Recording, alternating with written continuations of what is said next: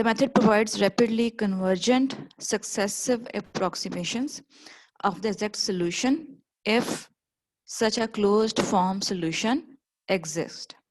ठीक है बात? Now we consider differential equation Lu plus Nu is equal to G of t, where L is the linear operator and N is the non-linear operator. G of t is the source homogeneous term, sorry, non-homogeneous term. ठीक है जी? The variation iteration method presents a correction functional for equation 3.86 in this form.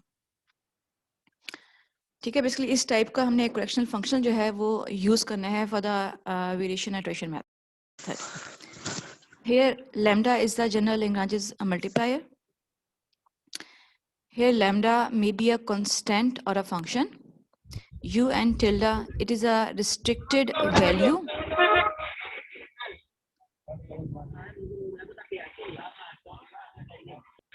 Muhammad Irfan. U1 is a restricted value. It means it will behave as a constant. ठीक है?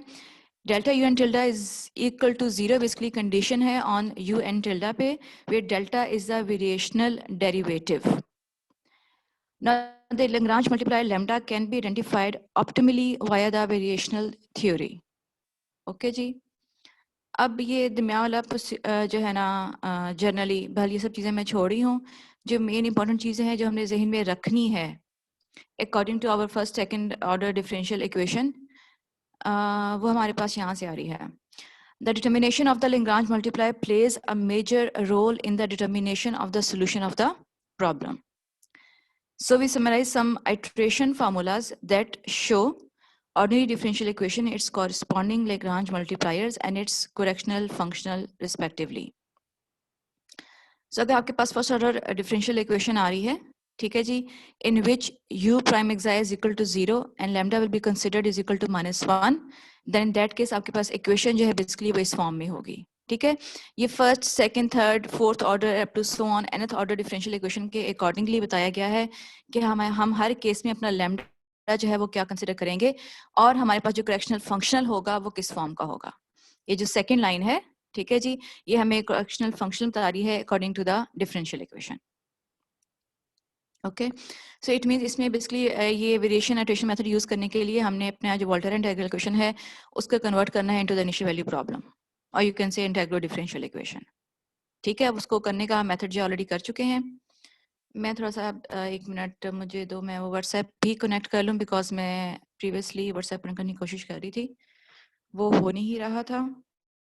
Just मैं उसको भी connect कर लूँ ताकि मैं वहाँ से प्रॉब्लम्स करवा सकूँ. वो मोबाइल से आप व्हाट्सएप ओपन करके रखेगी ना तब हो जाएगा. नहीं किया हुआ है बेटा, मोबाइल से व्हाट्सएप ओपन किया हुआ है मैंने बिकॉज को अटैच लैपटॉप को मोबाइल के साथ ही अटैच किया हुआ है. एक मिनट बस.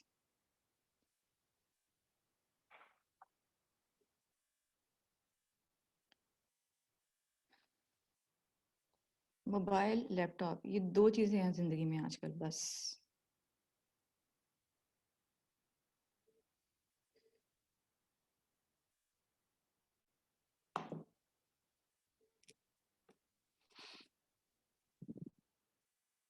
कोरोना ने मशीन बना दिया हमें.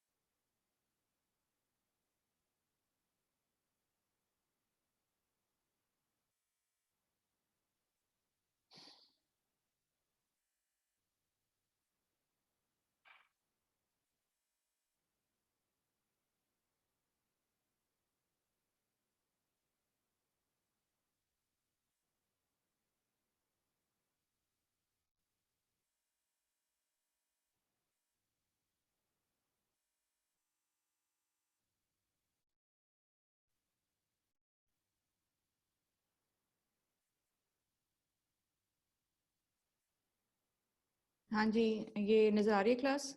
स्क्रीन शेयर हो रही है बेटा? यस मैम हो रही है। Yes ma'am. अच्छा जी। Solve the Volterra integral equation using the variational iteration method. Volterra integral equation of second kind given है हमारे पास, ठीक है जी। इसको हमने exponential value problem में convert करना है, so that is why we are going to take derivative of it. और इसके लिए हमने Leibniz rule apply कर रहे हैं on the right hand side. ठीक है, ये conversion जो है ये already हमने की थी उसमें, I think second chapter में, ठीक है, but even then मैंने ये steps किए हुए हैं। So आपके पास जो है at the end जो differential equation आ रही है वो ये second one है। All right, for the initial condition we are going to substitute x is equal to 0 in equation number 1 and we got u of 0 is equal to 1. यहाँ तक clear है? ये हमें वोल्टेरा इंटीग्रल इक्वेशन गिवन थी, ठीक है जी। उसको differential equation में कन्वर्ट करने के लिए, या इनिशियल वैल्यू प्रॉब्लम है बल्कि इनफैक्ट करने के कन्वर्ट करने के लिए we have taken the derivative on both sides. On the right hand side इस इंटीग्रल पे आपके पास ये लेबनिज रूल अप्लाई होगा और उसके अकॉर्डिंगली आपके पास at the end differential equation आ रही है, इक्वेशन नंबर 2 है, ठीक है। For the initial condition we are substituting x is equal to 0 in this equation number 1। So हमारे पास ये इनिशियल कंडीशन आ गई।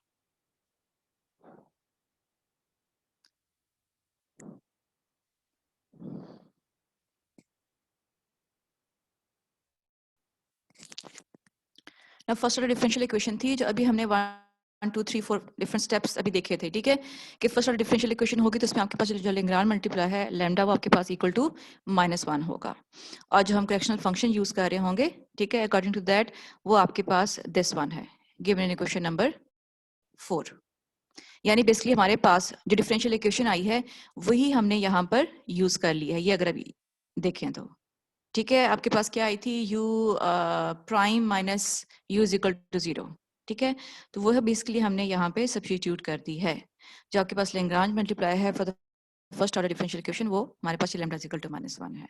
ओके, अब जो इनिशियल कंडीशन हमारे पास आई थी we can use the same initial condition for the first वो क्या है कंपोनेंट u नॉट x, ठीक है, is equal to u of 0 and is equal to 1। Okay, के बाद now using this correctional function we are going to find out the remaining components. Ma'am ये question 3 repeat कर दें, इसके नीचे जो यूज किया है। बेटा ये जो अभी आपको मैंने बताया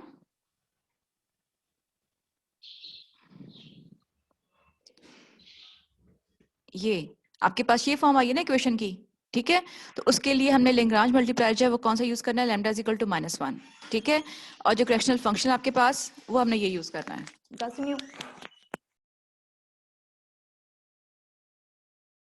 यस मैम, ठीक है। जब हम उसको वोल्टेरा इक्वेशन को कन्वर्ट करेंगे डिफरेंशियल इक्वेशन में, उस टाइम जो फॉर्म आएगी उसके हिसाब से ये वाला देखना है। हाँ जी सॉरी बेटा, खदीजा समझ आ गया? यस मैम, आ गया समझ। हाँ ठीक है, हमने बेसिकली ये आपको स्टार्ट में बताया है कि फर्स्ट ऑर्डर ये थर्ड ऑर्डर इक्वेशंस के अकॉर्डिंगली हमने अपना लैग्रांज मल्टीप्लाई और जो करेक्शनल फंक्शन है वो उसी के अकॉर्डिंगली लेनी है। यहाँ हमने वो सारे डिस्क्राइब कर दिए हैं, ठीक है। यस मैम, ठीक है। अच्छा जी, सो ये हम वो यूज कर रहे हैं क्वेश्चन 3, ठीक है जी। उसके accordingly for n is equal to 0 से स्टार्ट करके u1 हमने फाइंड आउट किया, ठीक है, स्टेप्स देख लें।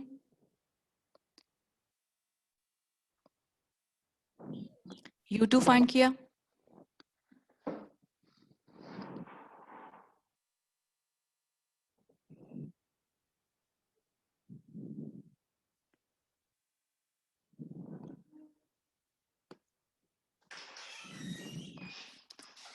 वालेकुम सलाम।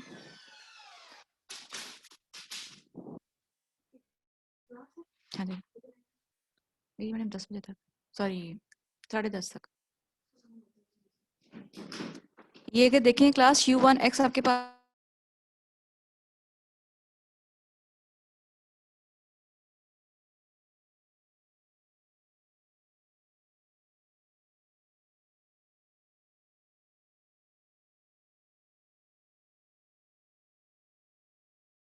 मैम आपकी आवाज नहीं आ रही।